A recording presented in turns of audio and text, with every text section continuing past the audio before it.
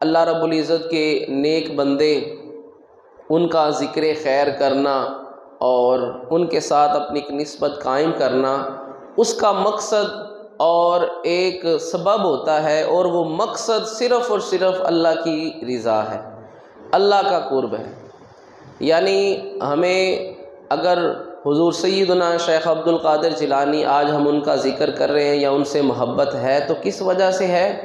اللہ کے وہ انعام یافتہ بندے ہیں، اور ان کے راستے پر چل کر ہم بھی اپنے رب کے مزید قریب ہو سکتے ہیں، ان کے نقش قدم پر چلتے ہوئے ہم بھی اپنے رب کا قرب حاصل کر سکتے ہیں، کیونکہ اہل ایمان کو سب سے زیادہ محبت کس سے ہونی چاہیے؟ اللہ سے، اپنے رب سے۔ والذین آمنوا اشد حبا للہ، رب تعالیٰ فرماتا ہے کہ مومن بندے کے دل میں سب سے شدید محبت اپنے رب کی ہوتی ہے۔ تو ان سے محبت کس وجہ سے ہے؟ کہ ان کی نسبت اپنے رب کے ساتھ ہے۔ ولی اللہ کہا جاتا ہے یہ اللہ کا ولی ہے۔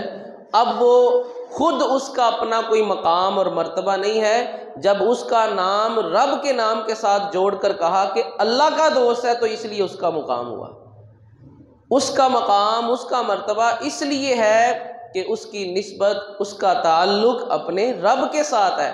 تو جس کو جو مقام ملا وہ رب کی طرف سے ملا، اپنا کسی کا کوئی مقام نہیں، اپنی کسی کی کوئی حیثیت ہی نہیں ہے کائنات میں۔ جس کی جو حیثیت ہے، جس کا جو مقام ہے، وہ اتنا ہی اس کا مقام ہے جتنا اس کا اپنے رب سے تعلق ہے۔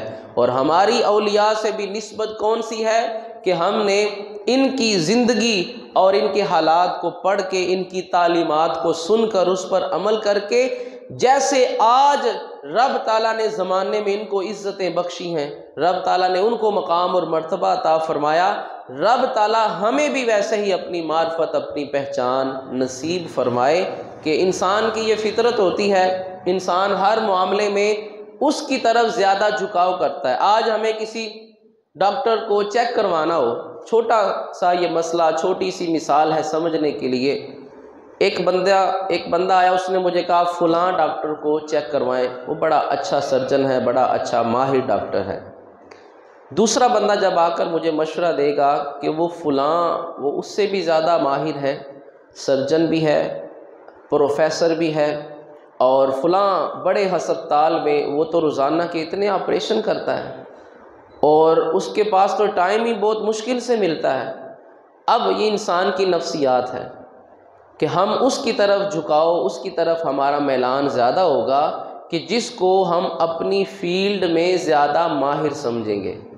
یہ تو نہیں ہو سکتا کہ میں کہوں ماہر زیادہ وہی ہے، لیکن چلو کوئی مسئلہ نہیں، میں اس کو چیک کروا دوں۔ ہاں، فیس کا مسئلہ ہو سکتا ہے کہ میرے پاس اس کو چیک کروانے کی فیس نہ ہو، ورنہ انسان کی یہ فطرت ہے کہ انسان ہر معاملے میں ماہر سے ماہر کی طرف ہی جاتا ہے۔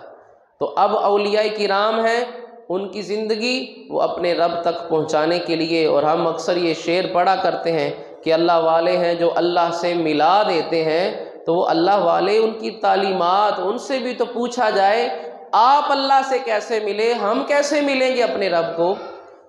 آج یہاں ایک چیز یہ بھی قابل توجہ ہے جس کی وجہ سے اکثر ہم پر اعتراض کیا جاتا ہے، ہم اولیاء کرام کی تعلیمات کم بیان کرتے ہیں، ان کی اپنی شان، ان کی اپنی کرامات اور ان کے واقعات زیادہ ذکر کرتے ہیں، بجائے اس کے کہ یہ ذکر کریں وہ خود ہمیں کیا کہہ کے گئے ہیں۔